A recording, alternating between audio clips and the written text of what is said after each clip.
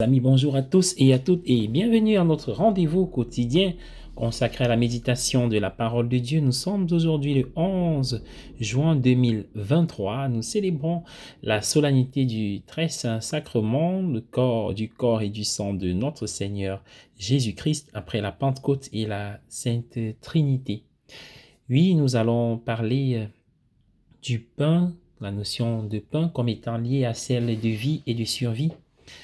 Et ensuite, nous évoquerons le sens et la signification du fait de devenir comme le Christ dans le monde d'aujourd'hui. Mais avant cela, rentrons un peu dans l'histoire pour nous poser la question de savoir quel est le sens originel du mot Eucharistie, Eucharistie qui signifie action de grâce, et dans quelles circonstances il a été employé pour la première fois. Et donc, l'histoire nous ramène à ce document très ancien, un document chrétien appelé Didaché, ou alors enseignement. Ce document comporte les premières utilisations du mot Eucharistie et remonte entre l'année 50 et 100 de notre ère, mais découvert seulement récemment en 1873. Et ce document est assez passionnant et nous relate la vie, les us, les coutumes, les célébrations de la foi dans l'Église naissante. Et au sujet de l'Eucharistie, il est décrit comment procéder lorsque l'on célèbre l'Eucharistie, présenter le calice, puis le pain, avec des paroles assez proches de celles que nous avons aujourd'hui pendant la consécration. Voilà, tu es la source de la vie, nous recevons ce pain de Jésus ton Fils, ce vin, fruit de la vigne de Jésus ton Fils, etc. Mais il y a ce passage assez particulier qui parle du pain. Après avoir été disséminé à travers les montagnes, le pain est rassemblé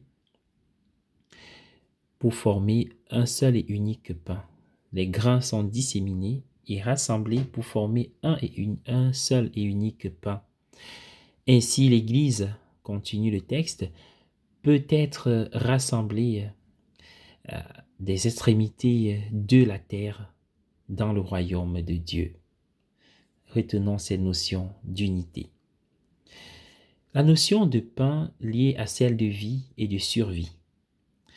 À quoi renvoie le pain?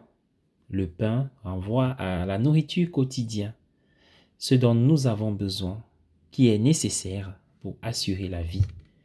Ici, la vie corporelle, matérielle, biologique, mais par ailleurs aussi la vie spirituelle, car notre âme a besoin aussi de nourriture.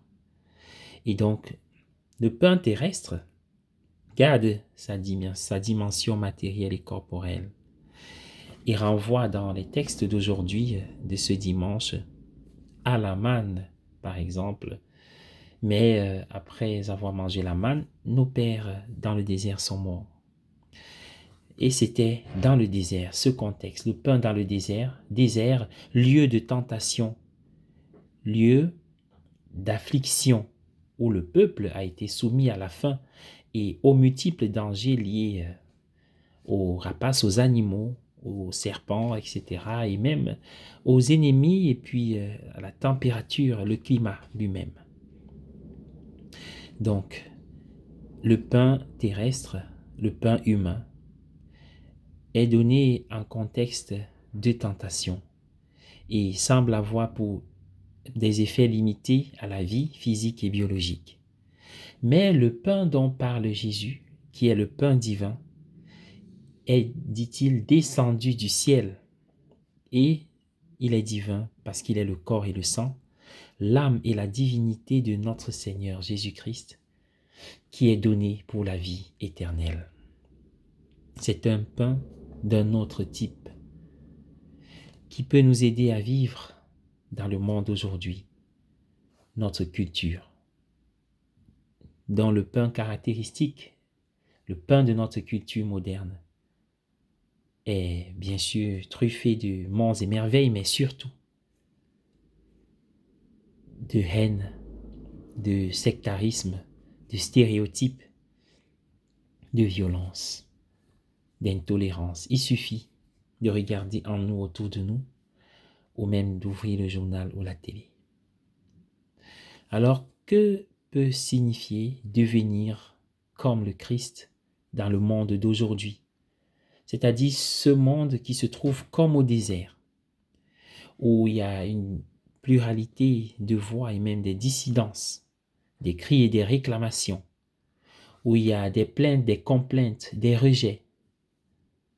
Oui, que signifie devenir ce que nous mangeons, devenir le Christ, le corps du Christ que nous constituons et qui nous constitue? Tout d'abord, être disciple du Christ dans notre monde, c'est briller d'unité.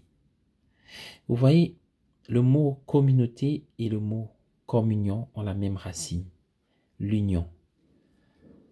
Et justement, le Père et moi, nous sommes un. Celui qui me mange, moi je demeure en lui et lui en moi. Deviens ce que tu reçois, disait saint Augustin.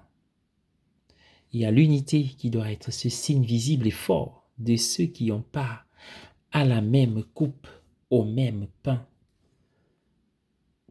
En plus, il y a l'espérance. Ceux qui mangent le corps du Christ et boivent son sang, sont un peuple d'espoir et d'espérance. C'est-à-dire que pour nous, la vie ne se limite pas au présent désertique, c'est-à-dire au présent de la tentation dans laquelle nous sommes, aux prises avec ces afflictions, la faim, le besoin, la recherche, la soif de paix.